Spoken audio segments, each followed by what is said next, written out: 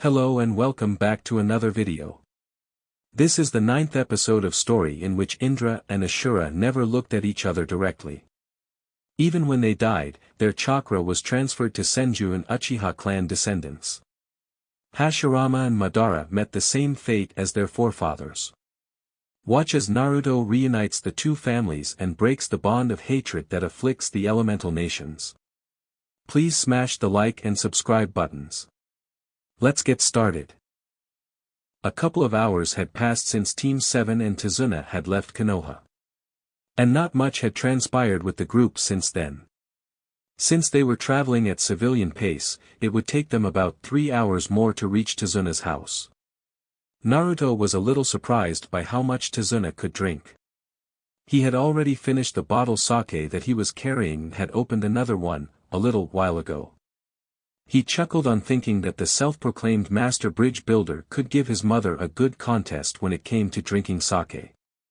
It wasn't that he approved of his mother's drinking habits, but after years of telling her to quit and not seeing any change, he had listed her habit as a hopeless case. While Kakashi was busy reading his book most of their way, Sakura kept stealing glances towards Sasuke and to his surprise, a few times even at Tazuna. He assumed she wanted to ask him questions about his homeland. This was the first any three of them would be stepping outside the Fire Nation, let alone their village. So, it was only natural to be curious. Tazuna-san, how does the land of waves look like? Sakura finally asked. It was getting hard for her to remain quiet after this long. Tazuna wiped some sake off his beard and looked towards the pink-haired girl. Nami no Kuni is essentially an island, surrounded by ocean on all sides. It has a lot of rivers running through it and our land is mainly famous for the mangrove forest. And there are several different species of animals residing in that forest too. Nami no Kuni doesn't have any shinobi village, so you wouldn't see too many shinobi out there, replied the old man. From the sound of it, the place seemed to be an amazing place for a short vacation to Sakura and Naruto. Having lived their whole life surrounded by the lush green forests of their village, they had never seen an ocean before. So, how do you guys protect yourself if there's ever an attack? Isn't it scary having no sort of protection? Sakura questioned curiously. Such lands normally request the closest shinobi village for assistance, Sakura. Most of the people in Nami no Kuni don't have any form of training. Their main source of business also depends on trade and commerce. So, it's unlikely for shinobi to attack a place such as that. But, then again, anything could happen in the shinobi world. It was Kakashi who had replied and shed some light regarding the land they were traveling to. Sakura was surprised on hearing that no one had any form training in Nami no Kuni. She spent her whole life living among ninjas, so she guessed it would strange for her to live in a place that had no shinobi. While Sasuke wasn't really interested in any of talks that he heard, he too was surprised by that fact. It eventually became quiet again, as the group kept walking towards their destination.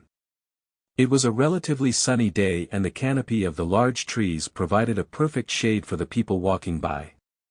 Naruto's eyes suddenly caught a small pool of puddle to his right, which he found to be quite strange. It certainly hadn't rained in the past few days and there wasn't sign of water anywhere around them.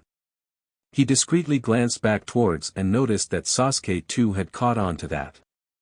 Deciding not to voice his thoughts, he kept his guard up, in case something unexpected happened. He wasn't proven wrong.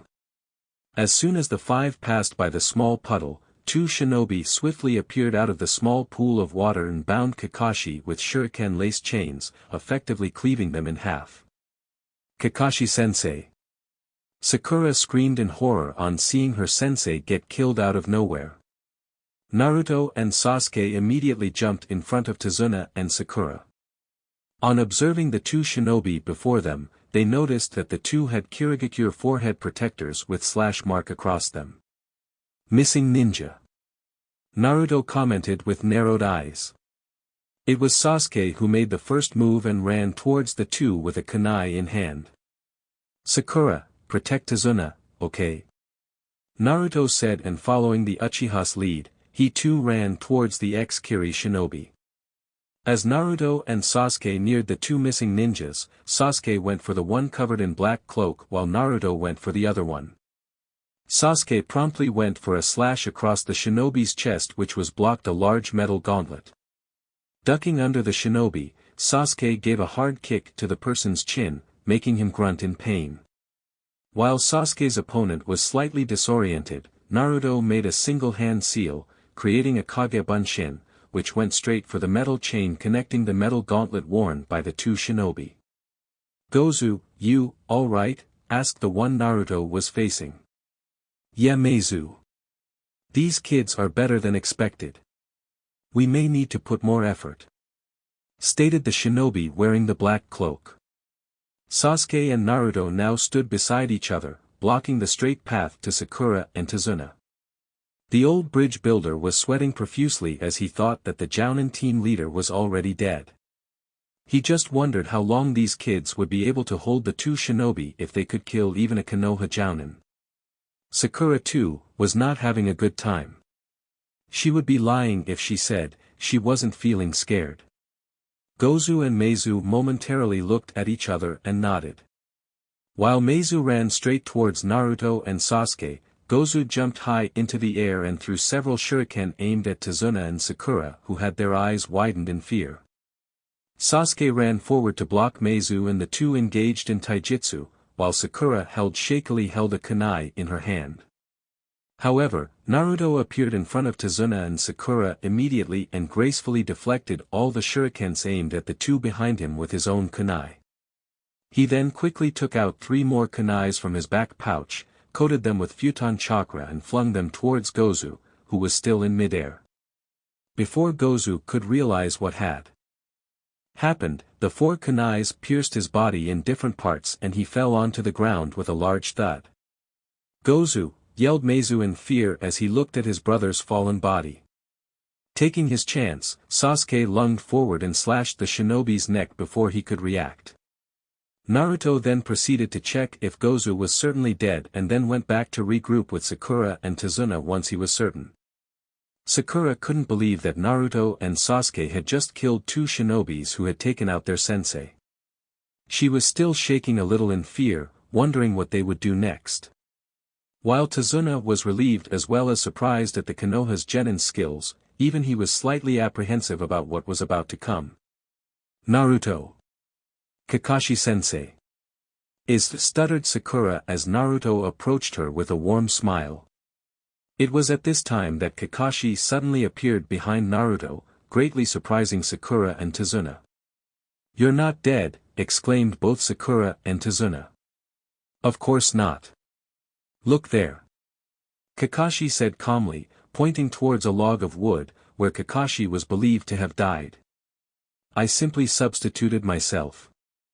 I would have stepped in, if things went out of hands, but it appears you guys had it under control. All 3 of you did a great job." Kakashi congratulated with an eye smile. Sakura had the decency to appear a little shy as she realized she had never noticed that log of wood earlier or thought about looking around for their sensei. By this time, Sasuke and Naruto had already regrouped with the others. Unlike Sakura, they were already aware of the fact that Kakashi had substitution to escape earlier. Considering everything that happened right now, Kakashi was suspicious as to why the demon brothers from Kiri were after Tazuna. The 2 were mere Chunins who had gone rouge a few years back, along with another shinobi. This completely changed the scope of the mission they were originally given. He turned towards Tazuna with narrowed eyes and sighed on seeing the nervousness on the man's face. "What's going on, Tazuna-san?" "These 2 were Chunins and missing ninja from Kirigakure. We weren't informed that you were targeted by missing ninja. What is it that you're not telling us?" Kakashi asked firmly. You see." Tazuna chuckled nervously under the stern gaze of the Jounin. "Tazuna-san, if you tell us everything honestly, we'll be able to protect you better, you know." Naruto chipped in, to make the bridge builder feel at ease. Tazuna sighed tiredly and decided to tell them. It would do him no good, after all the trouble he went to hire a team of shinobi. It all started a few months. As Kakashi-san had stated earlier, our nation depends on trade and commerce for business. A while back, a man named Gato set his sights on our land. He opened a base of operations in our country and ever since then has taken control of all the trade routes, all of which are by sea. Since then, the people of my land hardly get any profits or make enough money to sustain our families. The livelihood of our land has gone completely down. And no one can speak against Gato or do anything in fear. So, I decided, if I managed to build a bridge from Nami no Kuni to Hai no Kuni, we would have another trade route, which would allow us to open business by land with Hai no Kuni. But, I also knew Gato wouldn't just allow me to build a bridge. That's why I decided to hire Shinobi from Konohagakure no Sato to oversee my family and I while the bridge gets built. Confessed Tazuna, as he began feeling guilty. He wasn't sure if the Konoha Shinobi would still choose to come with him, now that they knew the whole truth. The future of his land depended on this bridge, he was planning to build. Naruto and Sakura were both saddened by hearing Tazuna's words and genuinely wished to help him. That still does not explain why you chose for a C-rank mission. You could have told the truth to the Hokage and I'm sure he would have arranged something according to your needs. Kakashi replied. I only had enough money for a C-rank mission, Kakashi-san. Tazuna said with his head hung low. Kakashi-sensei, we have to help them. Obviously Tazuna-san didn't have any wrong intentions with him when he came to Konoha. He was just thinking about the welfare of his family and his land. Naruto commented, hoping to persuade Kakashi. But, the mission has now become an A-rank mission. And you guys are certainly not ready for that. Kakashi said, still thinking through things. We should continue. We aren't so weak, and you know that. Kakashi was a little surprised when he heard Sasuke's voice. He certainly did not expect that from him. But, he also knew there was truth in his words. Sasuke and Naruto were indeed strong. While Sakura wasn't as strong as her teammates, she was good in a supportive role. Looking at the eager faces of his team, he sighed, knowing he may regret this decision. All right. Since everyone seems to be confident, we'll continue with it. But, everyone needs to be on guard. This time it was two Chunin, it will probably be someone stronger who confronts us next. Yeah. You can count on us Kakashi-sensei. Team 7 can handle anything, cheered Naruto as he pumped his fist in the air. Sasuke also smirked, knowing he would get to have more fights.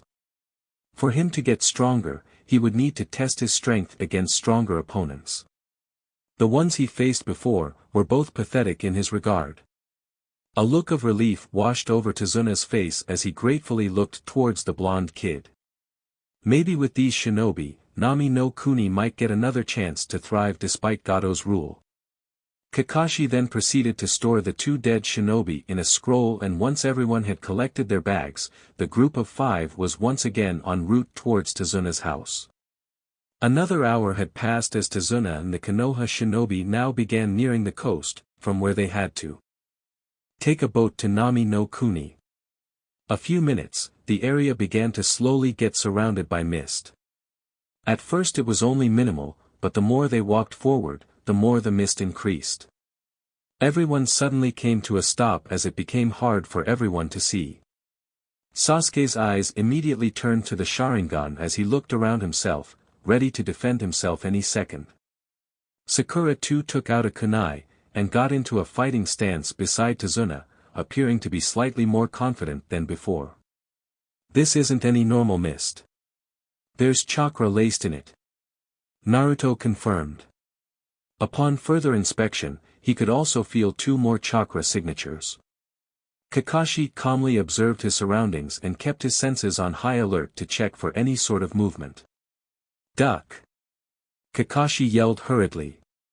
Without another thought, everyone immediately ducked down as they heard a large sword cleaving the space above them. Sharingan no Kakashi. It's no wonder, Gozu and Meizu failed to capture the bridge builder. Their skill is nothing compared to the likes of you. Team 7 and Tazuna heard a menacing voice echo through the area. Tazuna dropped his backpack, as he took a couple of steps back in fears, unable to withstand the killing intent that was being radiated in the area. While Kakashi, Naruto, and Sasuke were able to stand their ground firmly, Sakura was not faring well. She had never felt this much killing intent before and was beginning to feel herself shake. This is too much. Is this how jounins fight? She thought morbidly. She slowly brought her kunai close to her own neck as he thought it would be better to kill herself than stand another second in this pressure. Oh. Already scared are you, little girl? Genin's weakness these days disgust me. But, don't worry. I will put you out of your misery soon enough. The voice echoed again, and a few tears unknowingly slipped her eyes, as the voice appeared to be coming from right behind her. She shut her eyes close and waited for anything, but all she heard was the sound of metal clanking. Futon, de Tapa, Naruto said, exhaling a large wall air all around his team to disperse the mist surrounding them. Don't worry, Sakura. I shall always protect my teammates. You don't have to worry as long as I'm here. Kakashi assured, as he held off the shinobi holding the large sword with just a kunai. A few seconds, both Kakashi and the shinobi jumped back to get some distance from each other. Naruto and Sasuke immediately stood in front of Sakura and Tazuna protectively. You guys, stand back. This person is a jounin, just like me. He's a dangerous shinobi. I'll deal with him myself. Kakashi ordered with complete seriousness. Who is he? Asked Sasuke. Judging by how the man was swinging that large sword, he must have incredible physical strength. His body was itching for a fight now, on seeing this shinobi. Zabuza Momochi, also known as the Kirigakure no Kijin. Kakashi stated, as he lifted his forehead protector off his left eye and revealed a fully matured Sharingan. Zabuza eyed the blonde kid momentarily before turning his attention towards Kakashi. The Sharingan already Guess, you are deciding to take the fight seriously, that's good to know, Zabuza taunted. Naruto however, was concerned about the second chakra signature he had sensed earlier. He knew there was someone hiding within the trees to their right. But, it confused him that the person did chose to hide rather than to come out in the open. Sasuke, there's another person hiding at the top, to our right. We must be careful in case the person drops by suddenly. Naruto whispered under his breath. Sasuke simply nodded as he kept his eyes glued to the two jounins who were still staring at each other. A dumb look appeared on Naruto's face for a second as he realized the Uchiha was too enthralled to watch Kakashi and Zabuza fight. He couldn't blame him. Even he wanted to see his sensei's skill in a real fight. Without a moment's notice, Zabuza ran straight towards Kakashi, who stood his ground firmly. As the former Kiri shinobi was a meter away from Kakashi, he swung his large sword horizontally, hoping to cleave the Konoha jounin in half. With a show of impressive strength, Kakashi managed to block the sword with his kunai, but a few seconds later his hand began to budge slightly. Quickly jumping up, Kakashi aimed a kick to Zabuza's head, sending the large man stumbling a few feet back. Reacting swiftly, Zabuza performed a few hand seals and to his surprise, Kakashi began mimicking him perfectly. Suetun, Suryuden no Jutsu, finished both the jounins at the same time. Two columns of water suddenly rose from the water in the form of a large dragon and raced towards each other. As the two jutsus collided, the entire area was showered with water all around. Naruto performed a Doton Jutsu to erect a small wall in front of his team and Tazuna which deflected the strong current of water to their sides. As the area cleared down a little more, Kakashi noticed that Zabuza was not standing atop water. Not wasting any time, Kakashi ran forward at high speeds. As soon as Kakashi came close, his hands began sparkling with electricity and before Zabuza could react, he ducked under another of the former Kiri shinobi's swings and thrusted his arm into his ribs. Chidori, Kakashi said, but to his horror, the person before him dissolved into water as soon as his hand met the body. Another Zabuza suddenly rose from the water behind Kakashi and within a second sliced his large sword through Kakashi's head.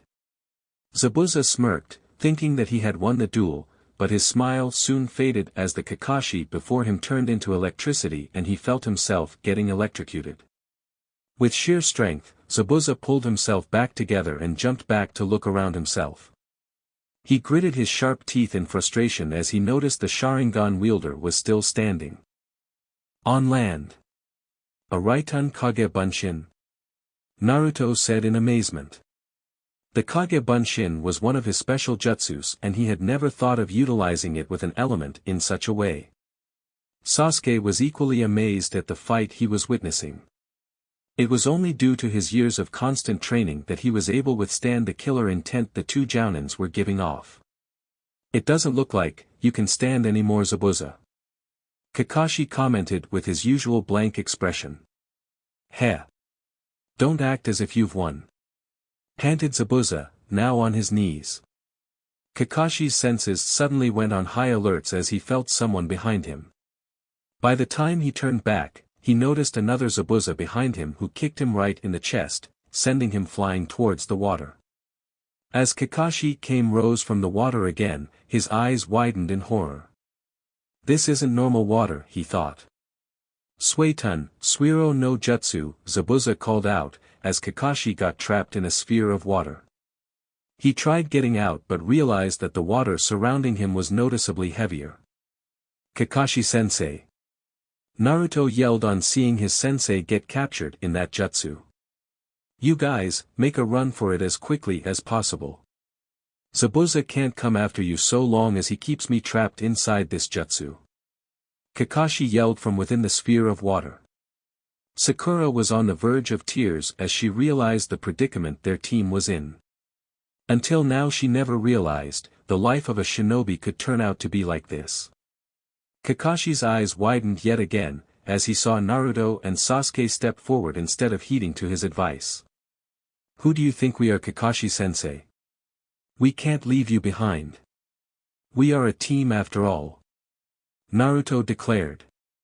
Naruto and Sasuke looked at each other shortly and nodded. Oh. You mere genins think, you can defeat me? You guys got guts, I will say that. Zabuza laughed, as he created 10 Mizu Bunshins, using his free hand. Katan, Gakakyu no Jutsu, Sasuke said, breathing out a large ball of fire from his mouth. Futon, Detapa, Naruto called out, blowing a large gust of wind, which further fueled the Katan Jutsu, making it grow tremendously. As the two combined jutsu rushed towards Zabuza, 5 of his clones appeared before him and cleaved the large ball of fire. However, his eyes widened when the Katan Jutsu died down, a hail of kunai and shurikens coated in Raiten Chakra came rushing towards the remaining clones, dispelling them effectively. He further noticed that the dark-haired kid now had a Fuma shuriken in his hands, which was then flung straight towards him. Zabuza smirked when he simply side-stepped the Fuma shuriken and dodged it easily. Ha, what was with that aim? Zabuza questioned as he laughed. He must say, the kids weren't half bad. However, he regained his composure when he couldn't find the blonde kid anywhere before him. Suddenly looking behind him, a surprised look appeared on his face. The Fuma shuriken he had dodged now transformed into the blonde kid who threw a kunai towards his arm that was holding the water sphere, keeping Kakashi trapped. He cursed himself for being so laxed, as he now had to jump away from his unless get hit by that kunai. Soon as Zabuza jumped away, the water sphere keeping Kakashi trapped immediately dissolved, freeing him. Naruto, get back now. You've done enough. I appreciate the help. Kakashi stated, as he took deep breaths, to calm himself. Naruto smirked at Sasuke and his handiwork and jumped back beside his team. He couldn't deny he wasn't having fun, and from the look on Sasuke's face, Naruto was sure, he was too.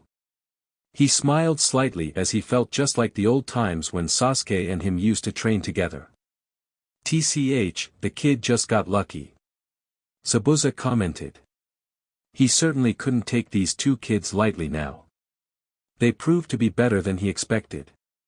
Don't flatter yourself, Zabuza. You were forced to let go. Kakashi replied, making the swordsman get further irritated. Deciding not to reply to Kakashi's taunts, Zabuza began performing a set of long strings of hand seals. He was beginning to tire out slightly and did not have much stamina left.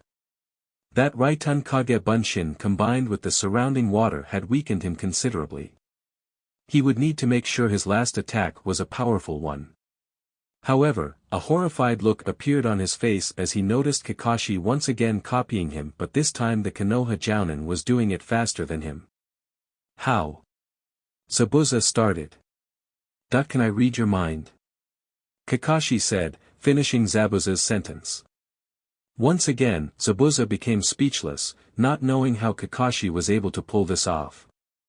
However, Sasuke had a smirk on his face as he knew exactly how his sensei was able to perform that feat. He kept his Sharingan active all the while, copying any of the jutsus he had seen in this fight. It may prove to be useful in the future. It seemed as if Kakashi was quite proficient in using the Sharingan. This is the end, Zabuza. Kakashi said as he finished performing the hand seal before Zabuza could. Suetun, Daibakufu no Jutsu, Kakashi yelled. Suddenly a large tidal wave of water, something akin to a cyclone, rose from behind Kakashi and crashed into Zabuza roughly. The jutsu continued to push Zabuza back and crashed into several trees until it died down. Once the water had cleared a little, everyone noticed that Zabuza was passed out on the ground. Kakashi weakly walked towards the ground with a kunai in his hand, hoping to kill Zabuza when another presence arrived on the field. Naruto and Sasuke narrowed their eyes when they saw another shinobi with long hair and white mask covering their face. I must thank you, Konoha Shinobi. I had been chasing Zabuza for quite some time and you saved me trouble of fighting alone, said the shinobi, in a rather gentle voice. He then took out two senbon needles from his pouch and expertly flicked them towards the downed Zabuza on his neck. Who are you? Questioned Sasuke. From the looks of it, this shinobi had been here for a while and had witnessed the entire fight between them. I'm a hunter ninja from Kirigakure. I was sent to capture the shinobi named Zabuza Momochi, dead or alive, stated the person. It's alright, guys. This is not a matter of our village anymore, Kakashi said, barely able to stand. He had used a lot of chakra in his fight with Zabuza and he had overused the Sharingan, rendering him extremely weak as of now. The hunter ninja from Kirigakure then proceeded to seal Zabuza's body in a scroll and took off without any further talks. Tazuna sighed in huge relief, as he finally realized the fight had ended. He couldn't how ridiculously strong these shinobi were. Though he had never really seen shinobi fight before, what he had witnessed today was certainly incredible and he was sure that this group could protect him from any danger. Everyone's attention suddenly turned towards Kakashi as he suddenly fell on the ground, with heavy breaths. It was Naruto who immediately rushed towards him, followed by Sakura and Sasuke. Sensei, are you okay? Naruto asked with worry. He placed the palm of his hand on Kakashi's chest as he tried looking for any kind of injury. Don't worry. I think I overused the Sharingan a lot for today and I'm very low on chakra right now. I don't think I'll be able to move for rest of the day, Kakashi replied tiredly. Being a non-Uchiha, he can't turn his Sharingan off. So, it constantly siphons off his chakra. I am surprised he could last even that long, Sasuke shared as he folded his arms over his chest. Naruto's hands began glowing with green chakra as he tried to ease off Kakashi's pain a little. Sakura could only stare in awe as she looked at her team. She felt ashamed that she couldn't help her teammates in any way, but she remained quiet about it. She did not wish to weigh anyone down. Glancing at Sasuke and Naruto, she found it hard to fathom how much stronger they were compared to rest of their class. Up until now, she had only seen at the bright side of being a shinobi and never really cared about anything else. But during their mission today, it made her realize how utterly diminished her skills as a ninja were. She never really practiced any of the shinobi skills back at home, and her only strong point was her knowledge and chakra control. Maybe, she could ask Kakashi-sensei to help her out once he had recovered. She did not ever want to have this feeling of apprehension again. A few minutes later, once Naruto was done, Kakashi breathed a sigh of relief, as he felt a little rejuvenated. He was highly surprised with Naruto's skill in medical ninjutsu. Of course, Tsunade-sama would make him delve into it. She is regarded as the greatest medical ninja in the shinobi world currently. Kakashi thought. My house is not that far from here. We should be able to reach there within 40 minutes. Tazuna said once he saw that Kakashi could stand. While Sakura helped Tazuna with his backpack, Sasuke and Naruto helped Kakashi walk, and the group of 5 once again went on their way towards Tazuna's house in Nami no Kuni. About 200 feet northwest of the area where Team 7 fought Zabuza, stood 2 people with curious looks in their eyes. Well, that wasn't too bad, if I must say. The boy certainly has some skill, chuckled the larger of the 2, displaying his shark-like teeth. I agree. We must keep following them. Leader Sama wants as much information about the Kyubi Jinchuriki he can get. Let's go, Kisame, stated the shorter one in a monotone voice. An hour later in Nami no Kuni, as Team 7 followed Tazuna to his house, they were utterly shocked on seeing the state Nami no Kuni's people. Most of the people had gloomy looks on their faces, and accompanied by their skinny frame, it appeared as if they barely got to eat anything most of the days. A lot of the shops they came across were closed, and the ones which were open appeared to be inadequately stocked from the outside. That was a stark contrast to how the place looked. There were tall lush green trees surrounding the road they were walking on, and the air had a sort of wet feel to it.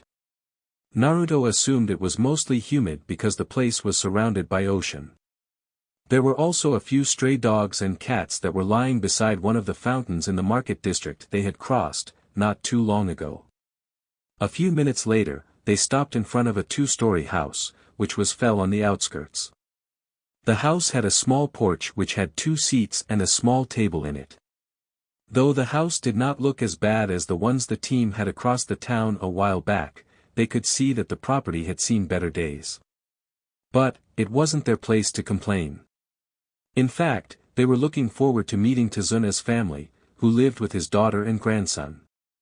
As the 5 now waited outside the main door of the house, it was shortly opened by a relatively young lady with long blue-colored hair. She wore a short-sleeved pink shirt with the end of the sleeves and the collar being red in color.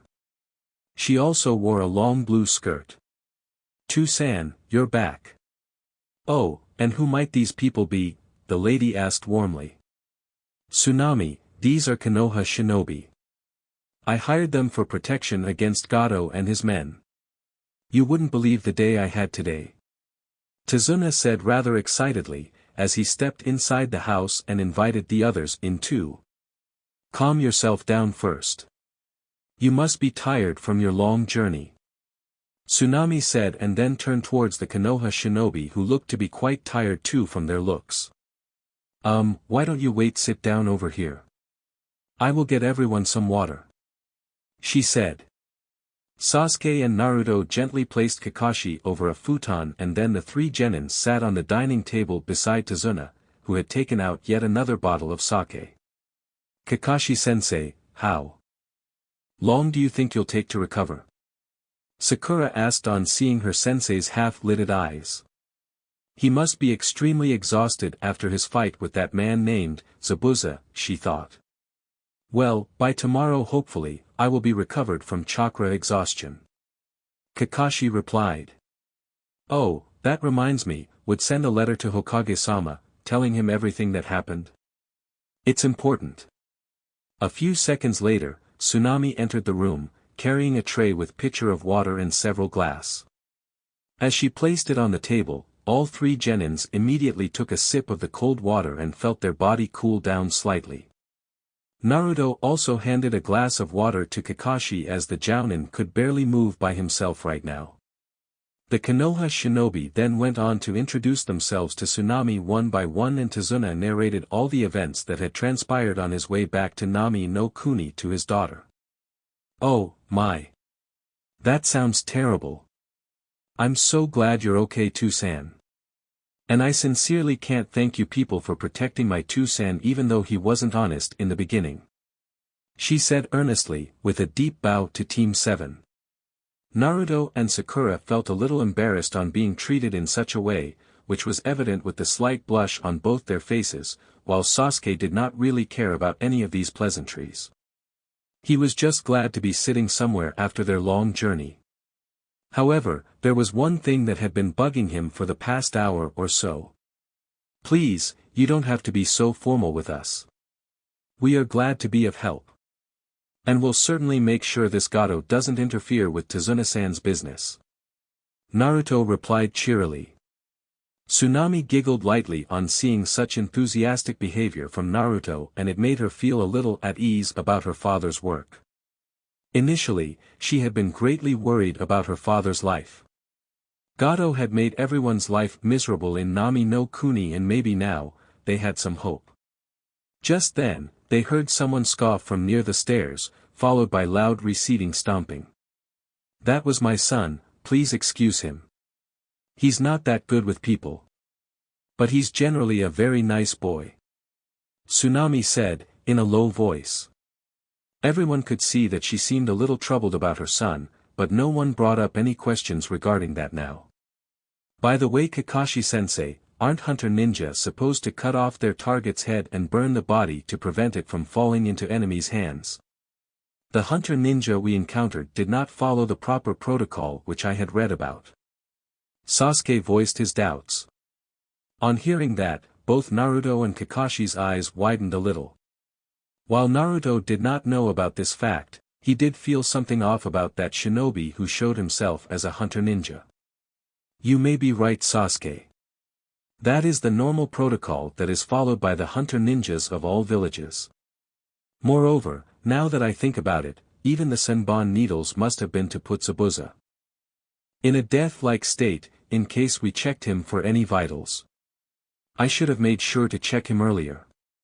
Kakashi uttered, sounding distressed. So, wait, you don't mean Zabuza is still alive, do you, sensei? Sakura questioned fearfully. Tazuna had the same apprehensive look appear on her face, while Tsunami looked rather confused by all the talks. But, she understood that this Zabuza person was one of the people who had tried to kill her father. That is correct, Sakura. And that hunter ninja was most likely an accomplice of Zabuza. However, I do think it might be a few days before they attack again. Probably 3 to 4 days. And Zabuza and that hunter ninja may not be alone, the next time they attack. So, do ask Hokage-sama to send another squad for assistance when you send the letter. Kakashi said seriously. His face softened relatively the very next second. Tazuna-san, do you have a room my team could use for the time we'll be here? I really do need to take some rest. Of course. What kind of host do you think I am? Tazuna replied grumpily, the effects of the sake clearly visible on his slightly red face. Naruto and Sasuke helped Kakashi get up and followed Tazuna upstairs, while Sakura followed Tsunami to the kitchen to help with dinner preparations. As soon as Kakashi lied down on the floor, he immediately passed out as the exhaustion from the entire day hit him with full force. Sasuke then began writing the letter that would be sent to the Sandaime, reporting about the demon brothers, Zabuza, and requesting for further help. He stopped midway when another question bothered him. How will we deliver the letter to the Hokage? We don't have any means. Sasuke stated. Naruto raised his eyebrow in confusion but then realized Sasuke wasn't aware of his summoning contract. Instead of replying, he bit his thumb to draw some blood and performed a few hand seals. Kuchiyos no jutsu, Naruto said quietly.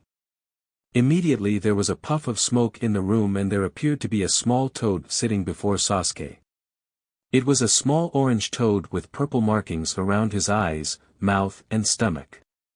The toad appeared to be small enough to fit on Naruto's head. Yo boss. What do you need? The toad asked, further surprising Sasuke. Naruto chuckled softly on seeing the surprised look on Sasuke's face. Little did Naruto know that, internally Sasuke felt a slight bit of anger. The blonde was getting stronger with every passing moment and it made him wonder realistically, if he'd able to beat Naruto in a fight to death.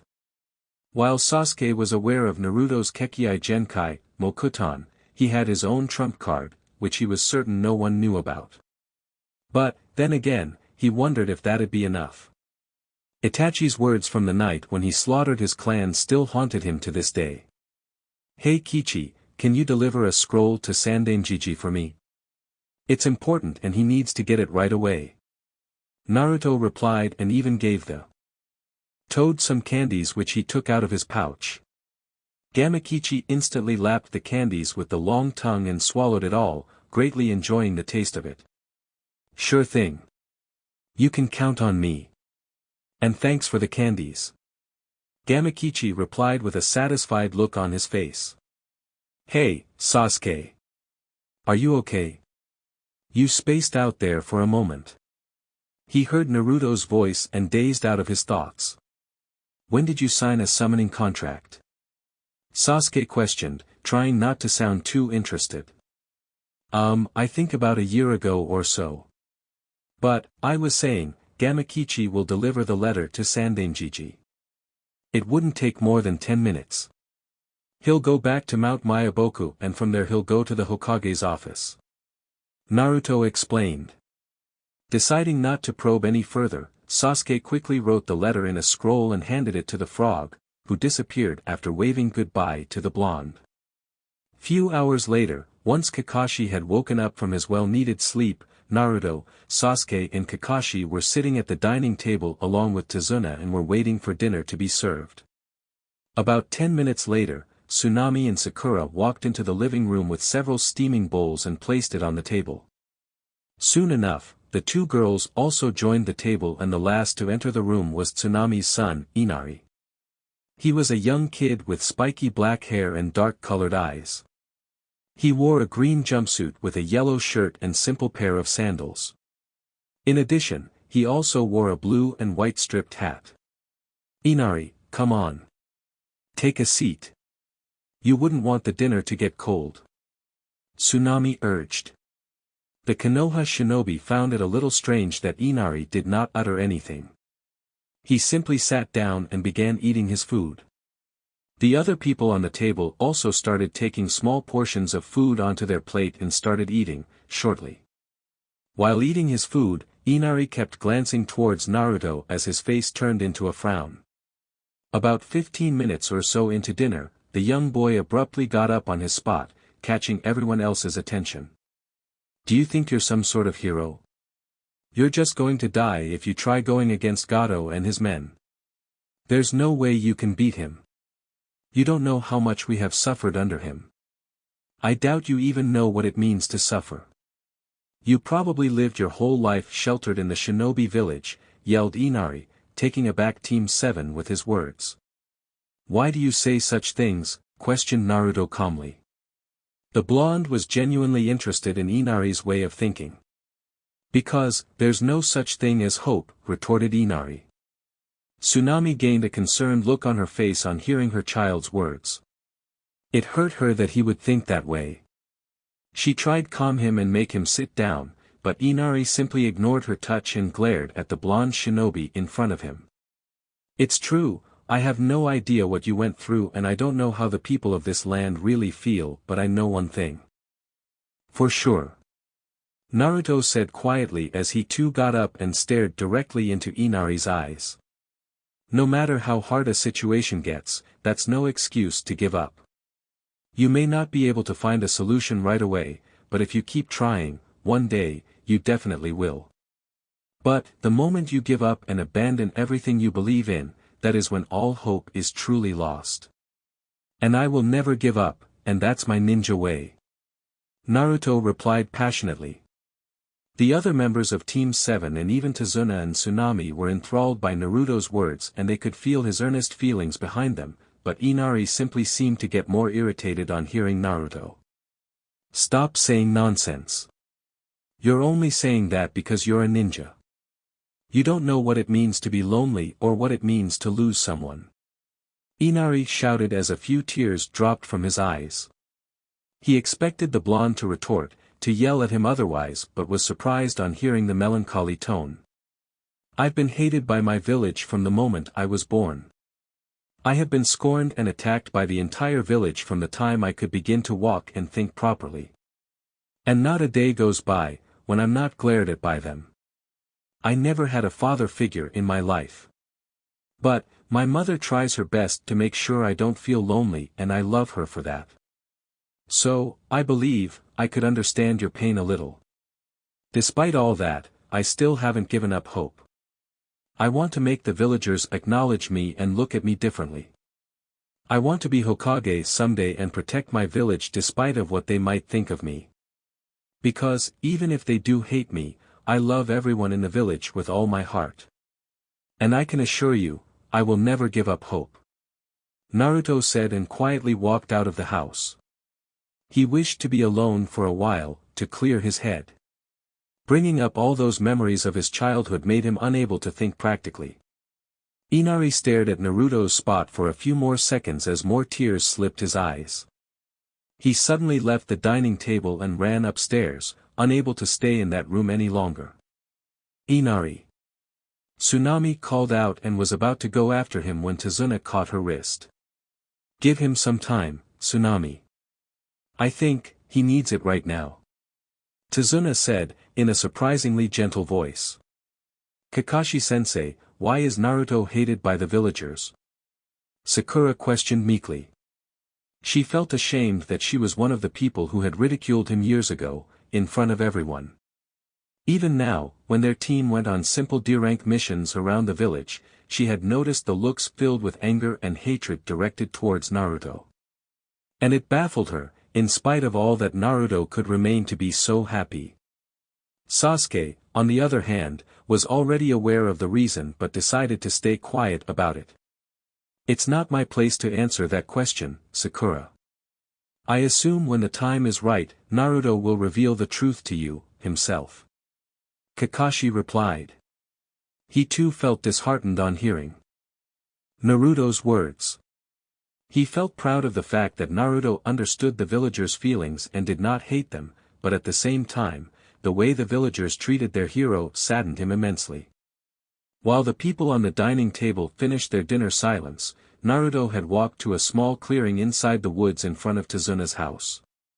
Gazing up at the night sky, the silver color radiating off the moon reminded him of her eyes. He couldn't really understand why he was having these feelings, but he wished Hinata was beside him. Aside from his mother and Shizune, she was the one girl who never judged him for anything and was always there in his time of sadness.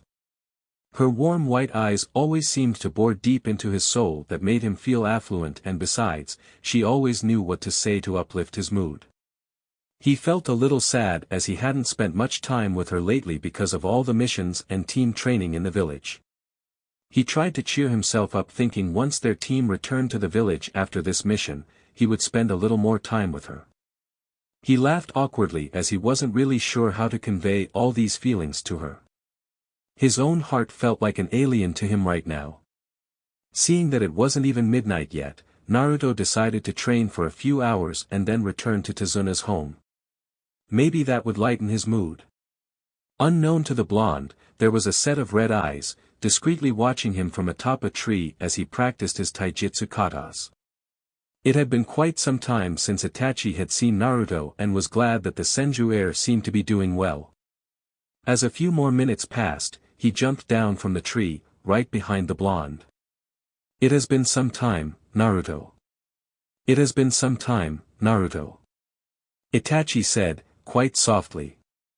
Upon hearing the voice, Naruto promptly jumped away, landing a few feet away from the person. However, his face suddenly showed immense surprise as his eyes landed on Itachi Uchiha. Naruto's hands trembled slightly on seeing his brother-like figure after so long. His emotion soon changed to one of anger as he remembered the suffering Itachi caused to Sasuke.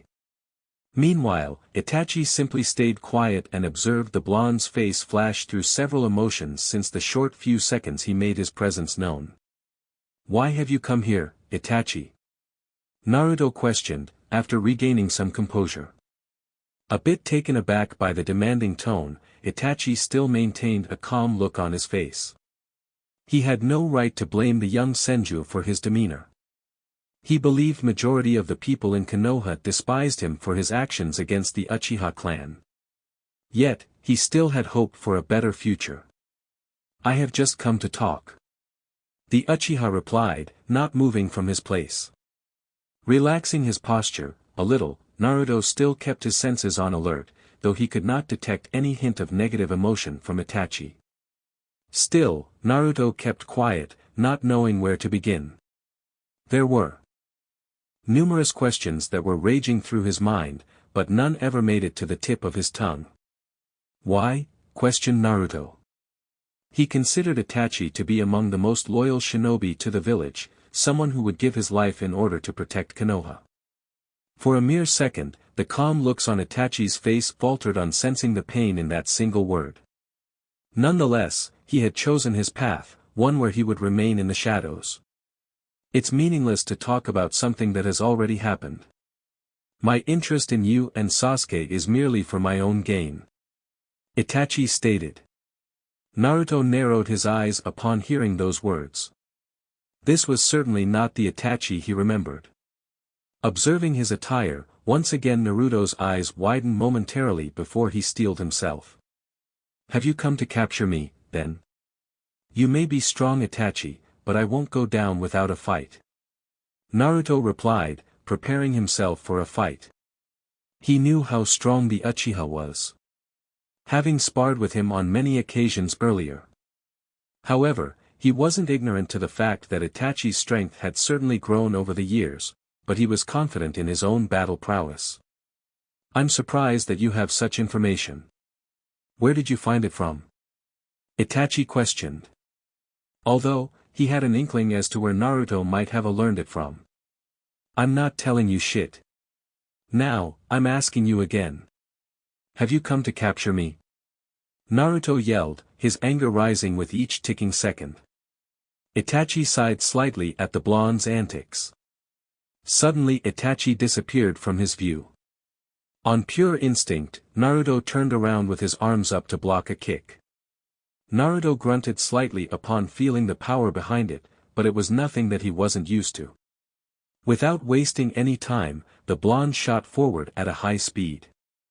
Impressed by the speed, Itachi ducked at the last moment under Naruto's punch and went for a sweep. Naruto smirked however, as his punch was merely a feint. Just as Itachi was about to sweep Naruto's legs, the blonde jumped in the air and went for a kick to the Uchiha's head. Although, Naruto frowned slightly upon noticing that his foot had hit a log of tree. He substituted himself, Naruto thought. However, his senses immediately picked up the build-up of chakra and turned to his left to see Itachi already finishing a set of hand seals. "Katan, Gakakyu no Jutsu," Itachi said, while blowing a large ball of fire in the direction of the blonde. Seeing the incoming danger, Naruto's hands phased through several hand seals before stopping on Torai, bird. "Suetun, Suryuden no Jutsu," Naruto whispered, as water around him materialized in the form of a large dragon with glowing yellow eyes. The water dragon seemed to give out a large roar before racing forward towards the fireball. As the two opposing jutsu collided, Naruto had to shield his face from the shockwave. Even so, he kept his senses at high alert. Even though none of them could see through the mist properly, the Sharingan certainly gave Itachi the slight edge compared to Naruto. Meanwhile, Itachi still sat atop the branch of tree from where he had released his jutsu. He was certainly impressed with Naruto in regards to his Suetun manipulation. Making a hand seal for Futon, Naruto blew a large gust of wind from his mouth to dispel the mist around him. Yet again, Itachi couldn't help but be impressed. Such level of elemental manipulation from a kid as young as Naruto was simply unheard of. Jumping off the branch of the tree, Itachi once again landed in front of the blonde. Your skills in ninjutsu have grown tremendously over the years, Naruto-kun. You certainly honor the Senju clan. I do hope Sasuke isn't too far behind. Itachi mused calmly. You have no right to talk about Sasuke after what you did to the Uchiha clan. Naruto retorted with his fists clenched. It hurt him deeply to see Sasuke drift away from his usual self. Ever since that night, he had felt a darkness inside of his mind that just seemed to grow with every passing day. What hurt him even more was the fact that Itachi had joined the very group that were hunting people like him, Jinchuriki. Even if he wanted Itachi to pay for his crimes against Konoha and more importantly hurting Sasuke and him, this was not a fight he could win without fatal injuries. Plus, according to the information from Jiraiya, he knew that the Akatsuki traveled in pairs. He certainly wasn't ready to take on two S-rank shinobi and come out unscathed. I see. Itachi said, studying the blonde's facial expression. Every leaf in the village has two sides. The reality one builds around themselves merely depends on one's perception of life. But I do hope, our battles in the future will be something to look forward to. The elder Uchiha added as he seemingly disappeared from view. As a few seconds passed, Naruto sighed and let himself fall onto the ground. He was rather perplexed with Itachi's sudden appearance and moreover by the last few words uttered by him. Naruto shook his head as if trying to clear his mind of unnecessary thoughts. It wouldn't do him any good to be distracted on his first important mission outside the village. Although, he would need to talk to his Ka-chan and Jiraiya Ajisen, once he returned to Konoha. After about half an hour of running, Itachi came to a halt under a large tree. Only a few seconds passed, when a large man holding a strange-looking sword, stepped out of the shadows. It's about time you came back. Did you manage to locate the Kyuubi? Kisame questioned. The two members had received an intel a day ago about the Kyuubi Jinchuriki heading towards Nami no Kuen. Yes, he's here with his Genin team and Kakashi Hatake. Leader Sama had merely asked us to test the Jinchuriki's strength. I'm sure in the coming days, we'll get to see what the young Senju is really capable of. Replied Itachi stoically. Kisame merely shrugged in response, seemingly not worried. About someone like Kakashi. The two then began walking towards the port of Wave Nation to keep their distance from the Konoha shinobi. It wasn't time for their group to come out of the shadows yet. Next day it was early morning and the bright rays of the sun peeked through the canopy of the trees, as they lighted the area where Naruto lay asleep on the ground. After the last night fiasco with Itachi, the blonde had decided to stay out late and train himself to exhaustion. His fight with Itachi had shed some much-needed light on the fact that he was nowhere near close to fight a S-rank shinobi. While Naruto himself wasn't fighting at full capacity, he was certain Itachi had barely put any effort. He may have fought Itachi to a standstill last night, but for him, it wasn't enough. If he wished to protect everyone he cared about, he needed to get stronger. Last night he also understood the importance of controlling one's own emotion during a fight. Although, he knew that aspect of being a shinobi would be a challenge for him. He had always been outspoken about his thoughts and feelings towards others, especially those he considered close to himself. Alas, he knew, that would come with experience. Hence, after spending hours on taijutsu katas and an all-out taijutsu spar with his clones, he had eventually fallen asleep in the clearing due to exhaustion. He stirred a bit due to the bright light but kept his eyes shut as the breezy wind hitting against his skin made him feel extremely calm and soothing. His curiosity suddenly piqued when he felt the same chakra signature as that of the fake Kirigakure hunter Nin, close him. He pretended to be asleep, wishing to know what the person wanted to do. As the hunter Nin approached closer to him, Naruto could clearly sense the conflicted thoughts that were arising in the person's mind. As a shinobi of Konohagakure, Naruto knew what he had to do. The person was a threat to him and his team, and thus had to be eliminated. The hunter Nin, upon seeing the sleeping form of Naruto, immediately became on guard. He moved his left hand inside his kimono, where he generally kept his kunai. This person was a threat to Zabuza and their current mission. But he also did not wish to kill a person who could not defend himself. While he did choose the life of a shinobi, he was yet to take another's life in cold blood. However, he steeled himself and quietly approached the sleeping blonde. Just as the hunter Nin was a few feet away from his target, Naruto promptly jumped away. Before the person could make any move, the blonde made a single hand sign and branches of wood appeared all around the hunter Nin and wrapped around him to ensnare him to the place. The hunter Nin's eyes widened dramatically upon seeing how easily he had been captured. Yet, that wasn't what surprised him the most. Mokuton Kekiai Genkai. Who is this kid? He thought incredulously. I didn't think Zabuza would send someone after us so soon. What's your name, fake hunter Nin? Naruto stated, keeping his eyes focused on the enemy. A look of shock appeared on the fake hunter Nin's face upon being found out already. Haku, replied the fake hunter Nin, struggling to even move his hands in order to make hand signs. However, Naruto did not utter a single word for a few moments. Making another hand sign, a sharp wooden spike rose from behind the fake hunter Nin and pointed straight towards the back of his neck. The blonde loosened the wooden binding slightly to allow the person to speak more freely.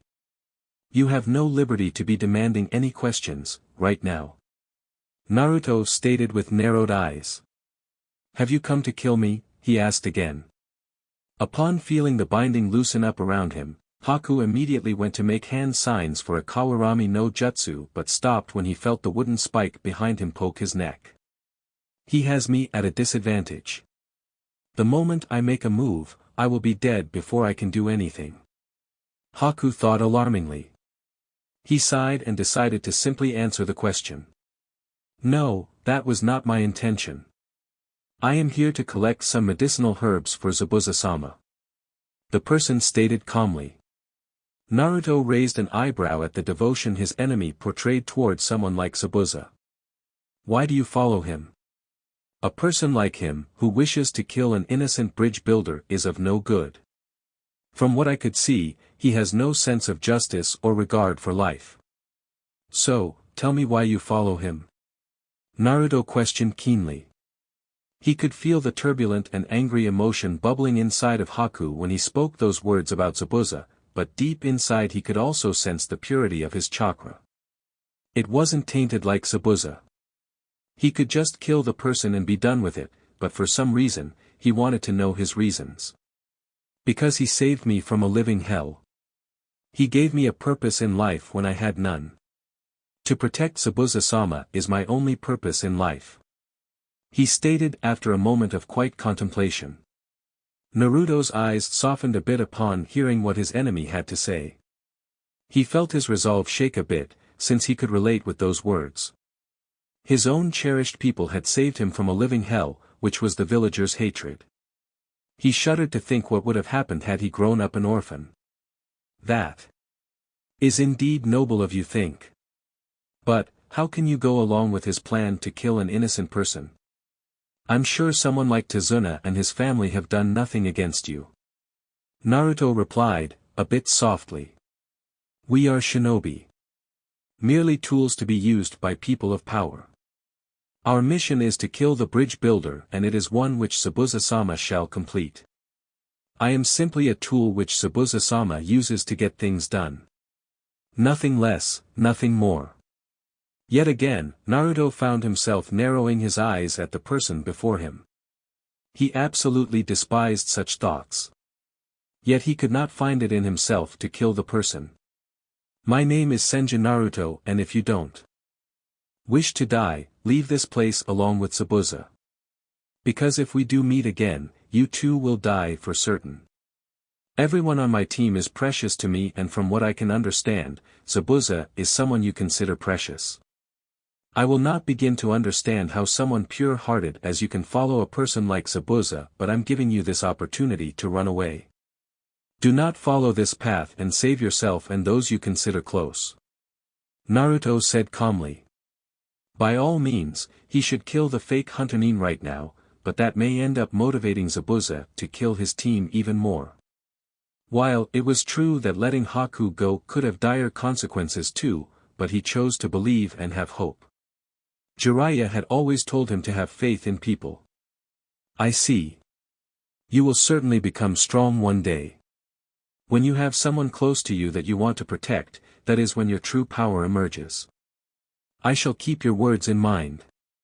Haku replied. He was definitely surprised at the young Senju's words, and gazing into his eyes, Haku could see that he knew the true meaning of pain. Yet, he would not abandon his master. The Senju had his own set of ideals, but so did he. Sensing that the wooden bindings around him had loosened considerably, Haku immediately shined out of the place to get himself away from the blonde. He had realized that he alone could not defeat the blonde, even with his own Kekii Genkai. While Haku got away, Naruto stayed his ground. His mind wondering if he had done the right thing. He himself wasn't entirely sure why he let the person go. Maybe it was because he could relate as to why Haku believed in Zabuza. Or maybe it was because he didn't wish to kill him cold-heartedly. He never could be sure. He sighed when he realized he should probably get to Tazuna's house. His team might probably be getting worried about him. At Tazuna's house about 15 minutes later, Naruto had finally made it back to Tazuna's house, and upon entering the house he came to the scene of his team sitting at the dining table, having breakfast. His stomach suddenly grumbled at the sight of the delicious breakfast, and he scratched the back of his head, slightly embarrassed. Ah, Naruto, you're finally back. I hope your training went without any problems. Kakashi stated, his eyes still glued to the orange book in his hands. He was glad to have gotten a good night's sleep yesterday, since he could already feel rejuvenated from the chakra exhaustion. Yeah, Kakashi-sensei. It was fine, but I did want to talk to you about something important. In private. Naruto replied, discreetly glancing towards Sasuke. Kakashi understood the message, merely nodded. Having said that, Naruto sat on the seat beside Sakura. He noticed that she had been relatively reserved since the moment they arrived in Tazuna's place. Sakura, you alright? It's odd for you to be so quiet. Naruto said as he took some rice, miso soup and fermented soybeans, natto, on his plate. Even. Sasuke glanced towards the pink-haired, hearing Naruto's words. It's not that he cared much about her, but even he found her behavior to be slightly odd. Sakura blushed a little at being cast to the spotlight. She had indeed been having an uneasy feeling. Watching Naruto and Sasuke fight against the demon brothers and then against Zabuza, she felt ashamed of herself at being a kunoichi, at not being able to help her team in any sort of way. She was even amazed that her two teammates were able to withstand Zabuza's killer intent so easily. Well, you see. Sakura started, and at this point even Kakashi stared at the pink-haired girl for an explanation. I wish I could have been of more help during our fight against the demon brothers and Zabuza. While you and Sasuke stood up against those three, I was not able to do anything but shake in fear. I too want to become strong and feel like a part of this team. Sakura confessed quietly. Everyone stared at the girl for a few moments with different thoughts in their mind. While Sasuke was more or less indifferent towards her reaction, he did feel content that at least Sakura was becoming aware of her own weakness. Kakashi felt slightly disheartened at not showing much attention towards Sakura. But he also believed now that Sakura had come to realize her own weakness and found her will to improve, she would gradually become among the top kunoichis of Konoha. And as expected, Naruto was the one who had voiced his thoughts, quite loudly. Sakura, what's this about? You're already a great kunoichi in my eyes. While I agree, Sasuke and I may be ahead of you, but that is only because we have been training in the shinobi arts from a young age. Given some time and the right motivation, I'm sure you'll become one of the best kunoichi in our village. I can help you out in my spare time too, you know. We are teammates after all. Naruto stated with a bright smile. Upon hearing his words and seeing that bright smile, Sakura couldn't help but chuckle slightly. She had been needlessly worried. But she also vowed to improve herself as a kunoichi in order to catch up to her teammates. You'd help too, right, Sasuke? If we both help her in training, I'm sure there'll be no one in our batch who could defeat Sakura in a one-on-one fight. Naruto said enthusiastically, looking towards his brother-like figure. Sakura meekly glanced towards Sasuke, already expecting a no from him. "Hn." Sasuke grunted. "When I have time." He added. Yet again, both Naruto and Sakura gawked at Sasuke silently. None of them had expected him to actually say yes. But both were happy at his indirect approval. While Sakura was happy that his crush was willing to help, Naruto was overjoyed that Sasuke was beginning to open up slightly. Kakashi smiled behind his mask upon seeing the interaction between his team.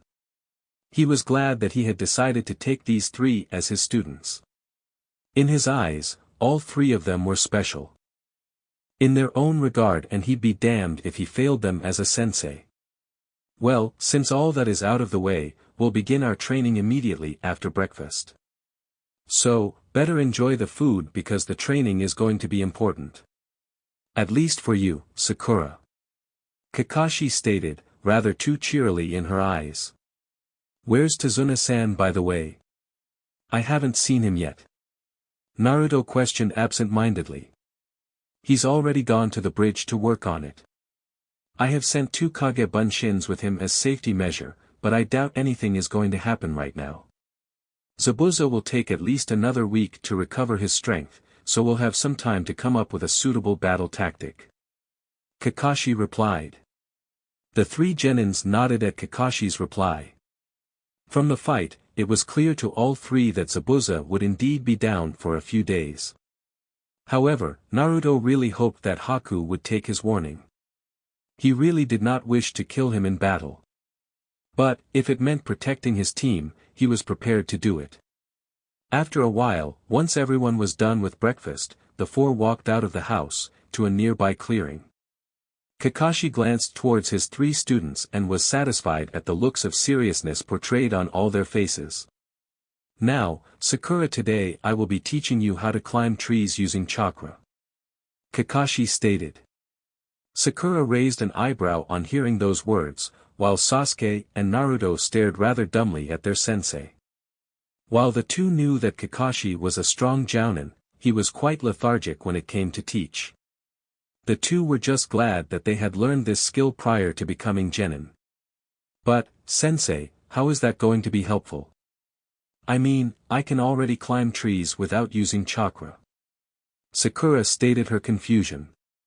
Kakashi simply walked towards the tree and began climbing it with only using his legs.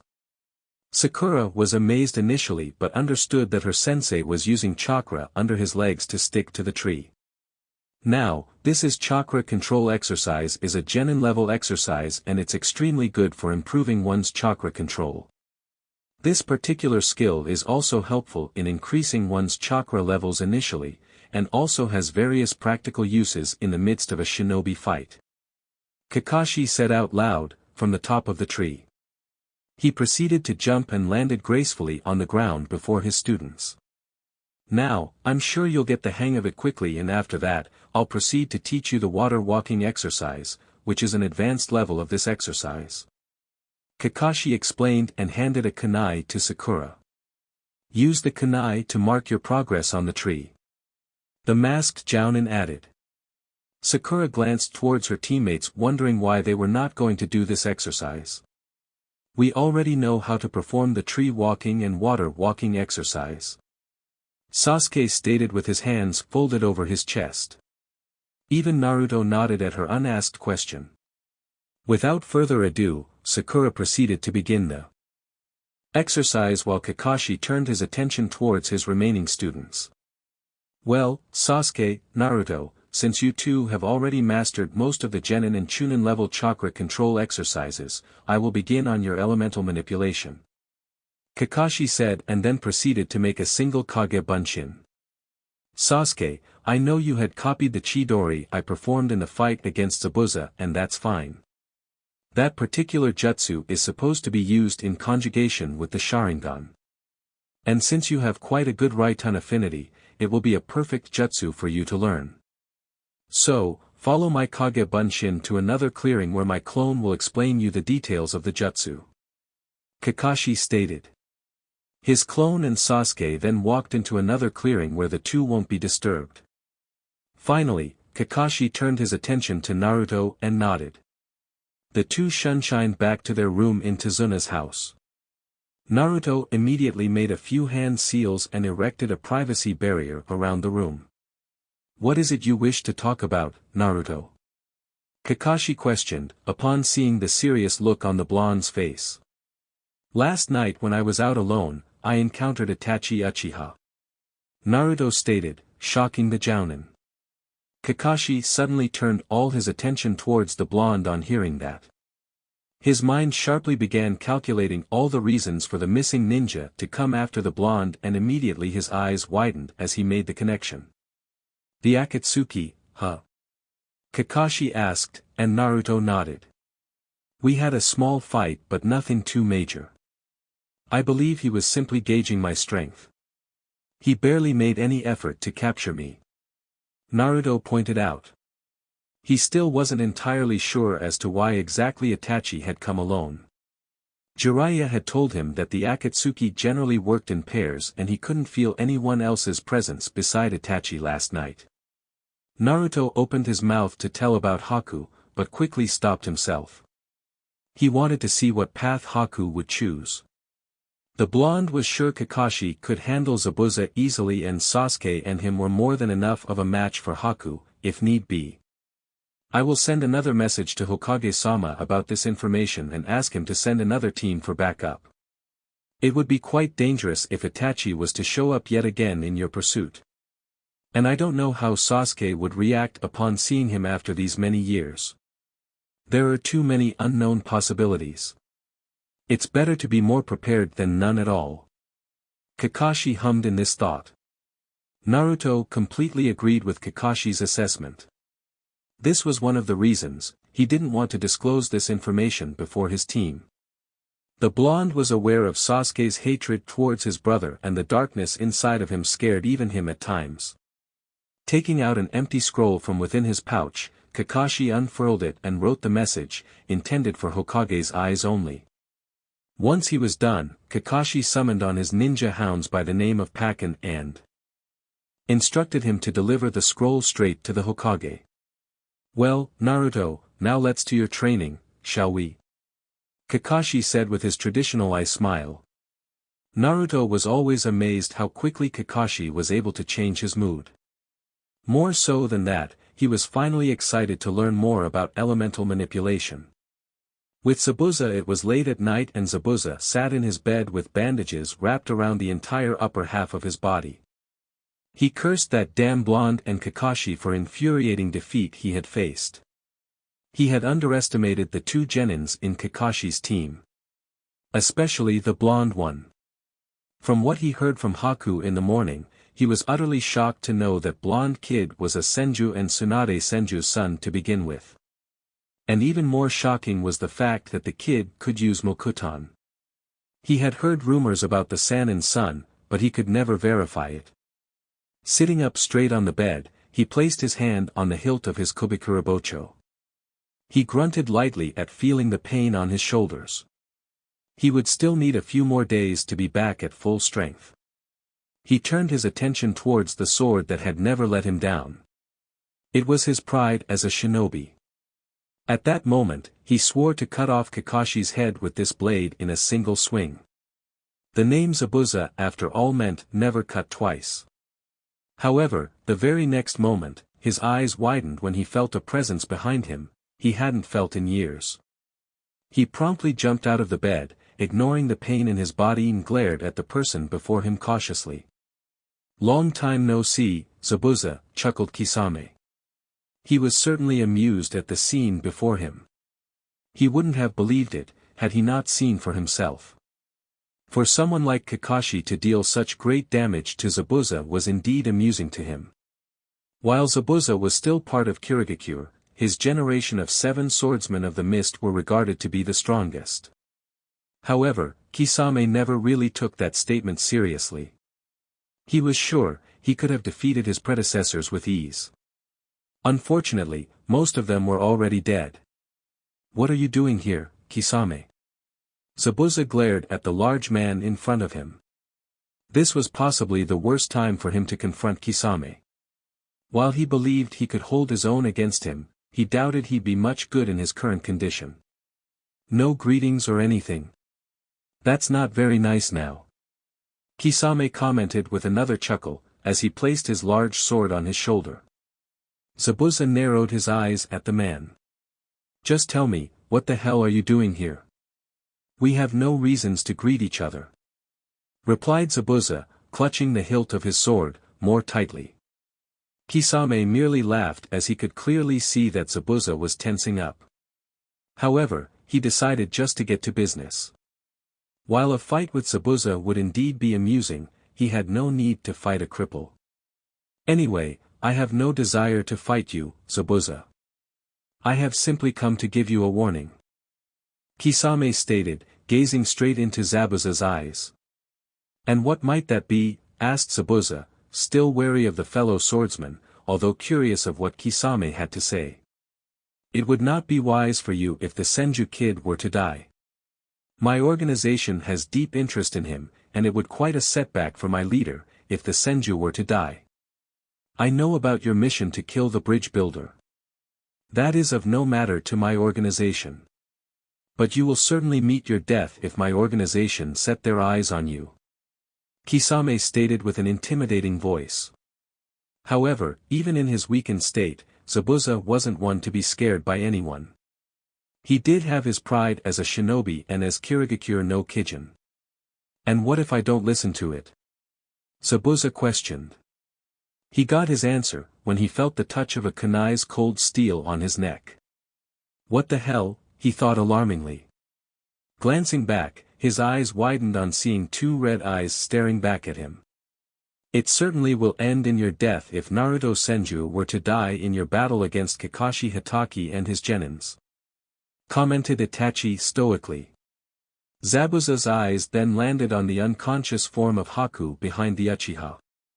And this time, he did feel a slight fear inside of himself. There was not a person alive who hadn't heard of Itachi Uchiha. Even he knew, going up against someone like him will simply result in his death. As I said, you would do well to heed our warning. You wouldn't get another one, Zabuza Momochi. Kisame said loudly, chuckling to himself. It was always amusing to see people quake in fear. Kisame was certain, someone like Zabuza wouldn't last even 10 minutes against his partner. And just as the two Akatsuki members had seemingly appeared out of nowhere, a few seconds later, they disappeared from Zabuza's view, leaving him alone in the room with Haku. Once Zabuza was sure the two were gone, he immediately went towards Haku. He picked him up and laid him on the bed. Checking his pulse, Zabuza sighed in relief to know that Haku was still alive. Damn it. Damn it. What the hell am I supposed to do now, he thought. He had believed this mission to be a simple assassination initially. But it was turning out to be more of a hassle than he had bargained for. He gritted his teeth in frustration as he wondered what his next steps would be. He knew how powerful Kisame Hoshigake was, whereas he had only heard rumors of Itachi Uchiha's strength. But he was unaware that the two were working together in the same organization. He could only assume that the other members of said organization were on par with the two. He would certainly need to take this warning seriously for the time being and find out more information about their group later on. Once again, he cursed himself for his current weakened state. He sighed as he put his back against the bed and stared towards the ceiling. The coming battle against the Konoha Shinobi would indeed be an important one in his life. That's it for this video. I hope you all enjoyed the video. Don't forget to like the video, subscribe to the channel, and follow me on my other social media accounts. Anime God here, and I'm signing off.